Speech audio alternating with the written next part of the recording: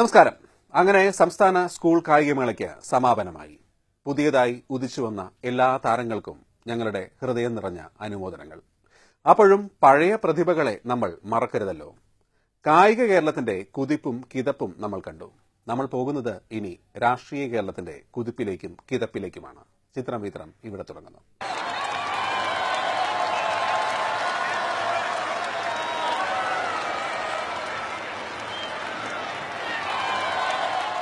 ഈ മേളയിലെ എന്നല്ല, ഏതു മേളയിലെയും ഏറ്റവും മികച്ച താരത്തെയാണ് നമ്മൾ ആദ്യം പരിചയപ്പെടുന്നത്.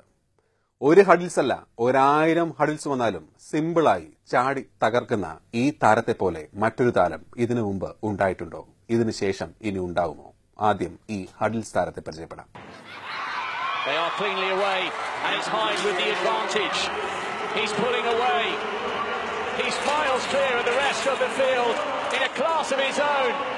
Look at the clock. What's the time?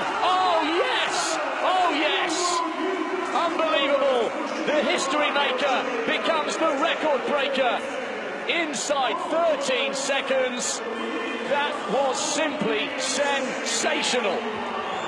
ഇതല്ല, ഇതിനപ്പുറം ചാടി കടന്നവനാണ് KK ജോസ്. ഹഡിൽസിലെ ഈ താരത്തിൽ നിന്നും നമ്മൾ ഇനി പോകുന്നത് ജാവലിനിലേക്കാണ്.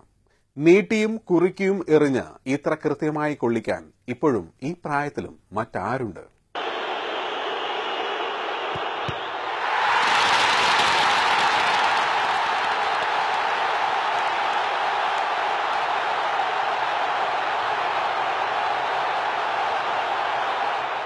കളിക്കളത്തു നിന്നും പുറത്തായ താരങ്ങളെ ഓർക്കാതിരിക്കുന്നത് സങ്കടമല്ലേ?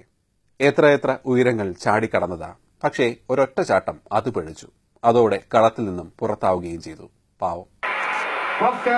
First and final attempt at 575. He knocks it. The world record holder and world champion is out of the Olympic Games. ഇനി ചില പുതിയ കളികളിലേക്കാണ്. ആ കളിയിലെ താരോദയത്തെയാണ് നമ്മൾ പരിചയപ്പെടുന്നത്. രണ്ടുപേരെ, അത് ചിലപ്പോൾ ന്യൂനപക്ഷമാവാം, ഭൂരിപക്ഷമാവാം, രണ്ട് മനുഷ്യരാവാം. അവരെ പരസ്പരം സ്നേഹത്തോടെ നിലനിർത്താൻ വലിയ ബുദ്ധിമുട്ടാണ്. പക്ഷേ അവരെ പരസ്പരം തെറ്റിക്കാനോ വളരെ എളുപ്പമാണ്. അത്തരം ഒരു കളി പ്രാക്ടീസ് ചെയ്യുന്ന ഒരാളെയാണ് നമ്മൾ പരിചയപ്പെടുന്നത്. ഇത് വളരെ ഈസിയായ കളിയാണ്, ഏത് ഷാജിക്കും പറ്റും.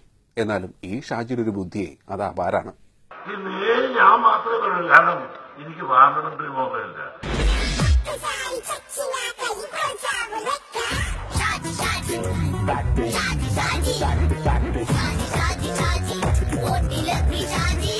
ചില കാര്യങ്ങൾ നടപ്പാക്കണമെന്ന് നമ്മൾ പറഞ്ഞാൽ, നമ്മൾ പറയുന്ന കാര്യങ്ങൾ നടപ്പാക്കാൻ ഇവിടുത്തെ സർക്കാരുകൾക്ക് ഭയങ്കര മടിയാണ്. അമ്പലത്തിന്റെ കാര്യം പറഞ്ഞാൽ, പള്ളിയുടെ കാര്യം പറഞ്ഞാൽ ഉടനെ റെഡിയാണ്.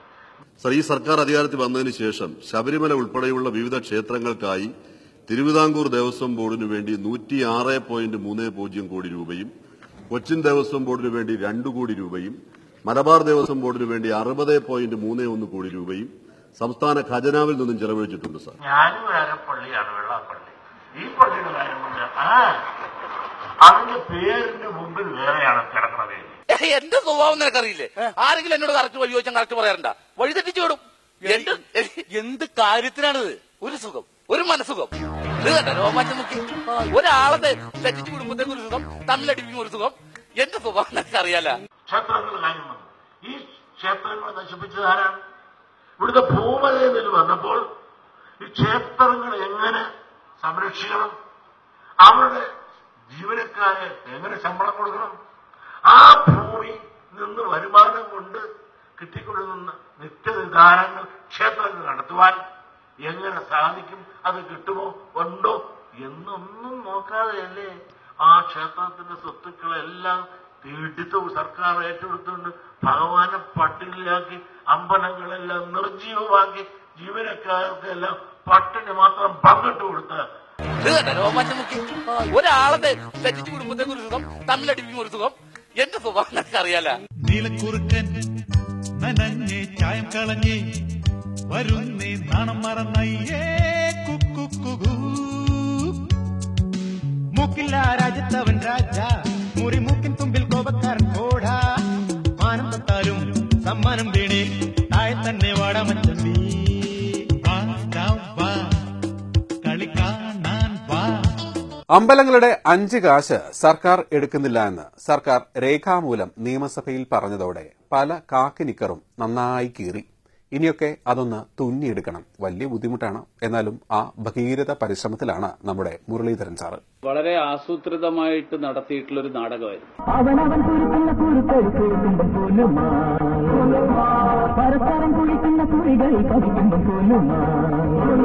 കാരണം ഗവൺമെന്റ് തന്നെ, ഞാൻ മനസ്സിലാക്കുന്നത് 5-ാം തീയതി സമത്വ മുന്നേറ്റ യാത്ര തിരുവനന്തപുരത്ത് സമാപിച്ചപ്പോൾ ആ യാത്ര ഉണ്ടാക്കിയിട്ടുള്ള കേരളത്തിലുണ്ടാക്കിയിട്ടുള്ള ഒരു പ്രതികരണമുണ്ട്. ആ യാത്രയിൽ ഉയർത്തിയിട്ടുള്ള നിരവധി വിഷയങ്ങൾ, ആ വിഷയങ്ങൾക്ക് മറുപടി പറയാനില്ലാത്തതുകൊണ്ട് നിയമസഭയിൽ പറഞ്ഞു കഴിഞ്ഞാൽ അവിടെ എല്ലാവരും ഒരുമിച്ചാണ്. അതിനെതിരായിട്ട് പറയേണ്ട ആരും അതിലില്ല. അതുകൊണ്ട് അവിടെ ഇവർക്ക് പറയാം എന്നുള്ള ധാരണയിൽ. അല്ല സാറേ, ഈ നാട്ടിലെ ജനാധിപത്യത്തിന്റെ ശ്രീകോവിൽ എന്നാണ് നിയമസഭയെ പറയുന്നത്. ഇത്രയും പ്രധാനപ്പെട്ട ഒരു കാര്യം അവിടെ പറയാതെ പിന്നെ തിരുനക്കര മൈതാനത്ത് പറയണമെന്നാണോ സാറുമാരൊക്കെ പറയുന്നത്? അവര് പറഞ്ഞ കാര്യങ്ങൾക്ക് തുടർന്ന് നിരവധി ചോദ്യങ്ങളുണ്ട്.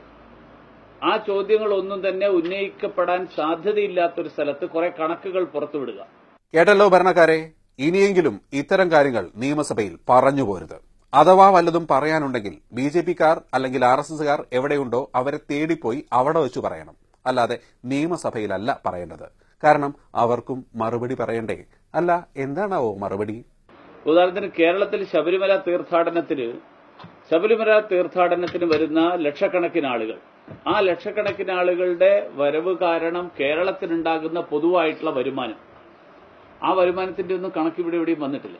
കറക്റ്റാണ് സാറ് പറഞ്ഞത്. അന്യസംസ്ഥാനത്തെ അയ്യപ്പന്മാർ കേരളത്തിൽ വന്ന് കുടിക്കുന്ന ചായയുടെയും വടയുടെയും ദോശയുടെയും സാമ്പാറിന്റെയും കണക്കെടുക്കണം. ഇവിടെ വന്ന് അവരുപയോഗിക്കുന്ന ടോയ്ലറ്റിന്റെയും കണക്കെടുക്കണം. അങ്ങനെ വേണം സർക്കാർ മറുപടി പറയാൻ. അല്ലാതെ ഇതുപോലെ അഴകുഴമ്പൻ മറുപടി ഒന്നും പറഞ്ഞാൽ പോരാ സർക്കാരെ. കേട്ടല്ലോ, മുരളീധരൻ സാറാ പറയുന്നത്. സാറ് തുറന്നോളൂ.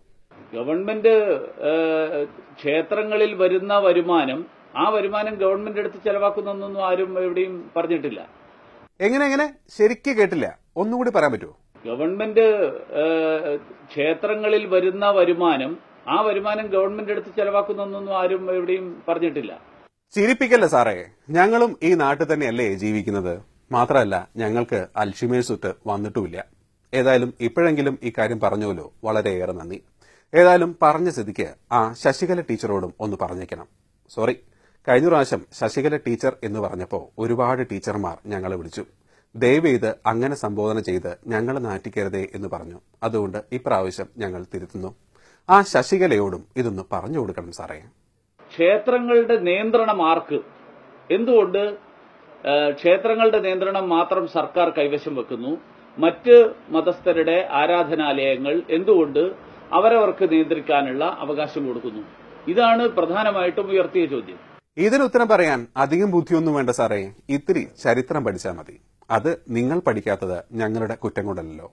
പിന്നെ ഈ നാട്ടിലെ പല ചാത്തൻ മാടൻ അമ്പലങ്ങളുടെയും പല സംഘി അമ്പലങ്ങളുടെയും കണക്ക് ഇന്നേ വരെ ആരും പുറത്ത് കാണിച്ചിട്ടില്ല എന്ന കാര്യം കൂടി സാറുമാരൊക്കെ ഓർക്കുമല്ലോ അല്ലേ? പത്തനംതിട്ട ജില്ലയിലെ റോഡുകൾ നന്നാക്കുന്നത് മുഴുവൻ ശബരിമല തീർത്ഥാടനത്തിന്റെ കണക്കിലാണ് എഴുതി വെക്കുന്നത്. ഒരു പുതിയ ട്രാൻസ്ഫോമർ വെച്ച് കഴിഞ്ഞാൽ അത് ശബരിമല തീർത്ഥാടനത്തിന്റെ കണക്കിൽ എഴുതും. എന്നിട്ട് കണക്ക് പറയുമ്പോൾ ഇത് തീർത്ഥാടനത്തിന് വേണ്ടി ചെലവാക്കിയതാണെന്ന് പറയും. പത്തനംതിട്ടയിൽ ഒരു പുതിയ ട്രാൻസ്ഫോമർ വെക്കുന്നത് പോലും ശബരിമലയുടെ കണക്കിലാണത്രേ. ഭയങ്കരം തന്നെ. ഏതായാലും ഈ പുതിയ അറിവ് ഞങ്ങൾക്ക് പകർന്നു തന്നതിന് നന്ദിയുണ്ട് സാറേ, നന്ദി. അപ്പൊ ഇതൊക്കെ ഈ നാട്ടിൽ സാധാരണ ആളുകൾക്കൊക്കെ അറിയുന്ന കാര്യമാണ്. അത് ജനങ്ങളെ തെറ്റിദ്ധരിപ്പിക്കാൻ വേണ്ടി ഈ പറഞ്ഞതുപോലെയൊന്നും അല്ല. ഞങ്ങള് കേരളത്തിലെ ഭൂരിപക്ഷ സമുദായങ്ങളോട്, ഹിന്ദു സമുദായത്തോട് ഒരു തരത്തിലുള്ള വിവേചനവും കാണിച്ചിട്ടില്ല എന്ന് ജനങ്ങളെ തെറ്റിദ്ധരിപ്പിക്കാൻ വേണ്ടിയിട്ടുള്ള ഒരു ശ്രമം ഇന്നലെ നിയമസഭയിൽ നടത്തി. അതിന്റെ പൂർണ്ണമായിട്ടുള്ള വസ്തുതകൾ വരും ദിവസങ്ങളിൽ ഞങ്ങളുടെ ഭാഗത്തുനിന്ന് ഞങ്ങൾ പറയും. മതി, സാവധാനം പറഞ്ഞാൽ മതി. ഇഷ്ടംപോലെ സമയമെടുത്തോളൂ. ഏതായാലും ഇന്നലെ ഈ ഭാഗം ന്യായീകരിക്കാൻ വേണ്ടി വിവിധ ചാനലുകളിൽ വന്നിട്ടുള്ള ഈ പറയുന്ന ആൾക്കാരൊക്കെ ഓടിയ വഴിക്ക് പുല്ലുപോലും മുളച്ചിട്ടില്ല. അതൊന്നും മുളച്ചിട്ട് സാവധാനം പറഞ്ഞാൽ മതി. പിന്നെ സാറേ, വിവരക്കേട് ഒരു തെറ്റല്ല, പക്ഷേ അതൊരു അലങ്കാരമായി കൊണ്ടു നടക്കരുത്. അതുപോലെ അലങ്കാരമായി കൊണ്ടുനടക്കുന്ന പലരും പറയുന്നതിന്റെ നാറ്റം പോലും സാറെപ്പോലുള്ള മാന്യന്മാർ അനുഭവിക്കേണ്ടി വരുന്നത് കാണുമ്പോഴാണ് ഏക ദുഃഖം തോന്നുന്നത്. ഇനിയിപ്പോ മുതലാളിയിലേക്ക് അടക്കാം. അല്ല മുതലാളി, എങ്ങനെയുണ്ടായിരുന്നു യാത്ര? യാത്ര കാണിച്ചിട്ട് ക്ഷീണമൊക്കെ ഉണ്ടോ? അതെല്ലാം നോക്കി. പിന്നെ അത് ചുമ്മാ എല്ലാം റൊട്ടീൻ നോക്കുന്ന പോലെ തന്നെ ഞാൻ ഒരു ദിവസം നോക്കിയപ്പോഴത്തേക്ക് ബ്ലഡ് ഷുഗർ എല്ലാം നോർമലാണ്. കാരണം ഞാനും ഭാര്യയുടെ നോക്കിയായിരുന്നു. സാധാരണ എന്നും ബ്ലഡ് ഷുഗർ എന്റെ ഭാര്യയ്ക്ക് കൂടുതലായിരുന്നു. അവർക്ക് എന്നേക്കാളും താന്നു നിൽക്കുന്നത്. അപ്പൊ അതിന്റെ അർത്ഥം എന്ന് പറഞ്ഞാൽ മനസ്സെല്ലാം നല്ല സുഖമായിരുന്നതാണ്. അപ്പോ ഈ ഷുഗറും കൊളസ്ട്രോളൊക്കെ കുറയ്ക്കാൻ വേണ്ടിയിട്ടാണ് എല്ലാവരും ഈ പറഞ്ഞ യാത്രയൊക്കെ നടത്തുന്നതല്ലേ? വെറുതെ അല്ല കുഞ്ഞാലിക്കുട്ടി പോലും ഇപ്പൊ യാത്ര തുടങ്ങിയിട്ടുള്ളത്. അല്ല, ഈ യാത്രയുടെ ലക്ഷണങ്ങളൊക്കെ എങ്ങനെ ഉണ്ടായിരുന്നു? ഏറ്റവും ഐശ്വര്യമായിട്ട് തോന്നുന്നത് തുടങ്ങുന്ന ദിവസം ചെറിയ ചാറ്റമഴ. ഞങ്ങൾക്ക് ഒരു അലോഹ്യം ഉണ്ടാക്കില്ല. അവസാനത്തെ ദിവസം ചെറിയൊരു ചാറ്റമഴ. ഞങ്ങൾക്കൊരു ശല്യം ഉണ്ടാക്കിയില്ല. അപ്പോഴും 2 കൃഷ്ണൻ പറയുന്നത് ആ സന്ധ്യാസമത്തിൽ കറങ്ങണം എന്റെ മുകളിൽ. തുടങ്ങുന്ന ദിവസവും 2 കണ്ണം കറങ്ങാണ്. ഇതെല്ലാം നല്ല പരിസമാപ്തി. യാത്രയ്ക്ക് വഴികാട്ടിയായി ഒരു പുതിയ നക്ഷത്രം ആകാശത്തുദിച്ചു എന്നുകൂടി പറയാമായിരുന്നു. മാത്രമല്ല, ഉച്ച സമയത്താണ് ഉദിച്ചത്. അതുകൊണ്ട് ഞാനല്ലാതെ വേറെ ആരും കണ്ടില്ല എന്നുകൂടി ചേർത്താൽ മുതലാളി ഗംഭീരായി.